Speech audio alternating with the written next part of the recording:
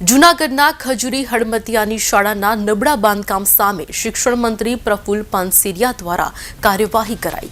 નબળા બાંધકામ મુદ્દે શિક્ષણ મંત્રીને ફરિયાદ કરતા મંત્રીએ તાત્કાલિક સંબંધિત અધિકારીઓની તપાસ કરવા સૂચના આપી હતી, જેને લઈને અધિકારીઓએ શાળાના વર્ગખંડની સ્થિતિની સમીક્ષા કરી। તપાસ દરમિયાન બાંધકામની ગુણવત્તા અસંતોષકારક જણાતા શિક્ષણ મંત્રીએ 2 વર્ગખંડના ગ્રાઉન્ડ ફ્લોરના સ્લેબનું કાસ્ટિંગ તોડી નાખતા નવું બાંધકામ શરૂ કરવા આદેશ આપ્યો છે।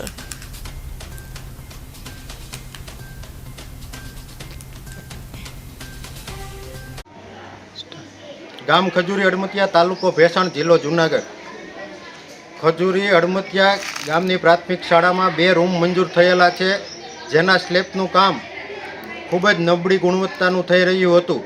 સ્લેબ ભરાણો અને 24 કલાક વીત્યા બાદ સ્લેબમાં અસંખ્ય તિરાડો દેખાઈ, જેની રજૂઆત અમે ગુજરાત રાજ્યના શિક્ષણ મંત્રી શ્રી પ્રફુલ્લભાઈ પાનસુરિયાને કરેલી અને પ્રફુલ્લભાઈ પાનસુરિયાએ માત્ર 5 જ કલાકમાં તેમનું નિરાકરણ લાવી અને આ સ્લેબ તોડી પાડવાનો આદેશ આપેલો। એ બદલ રાજ્ય શિક્ષણ મંત્રી પ્રફુલ્લભાઈ પાનસુરિયાનો ખૂબ ખૂબ આભાર, તેમજ ગુજરાત રાજ્યના મુખ્યમંત્રી ભૂપેન્દ્ર પટેલનો ખૂબ ખૂબ આભાર।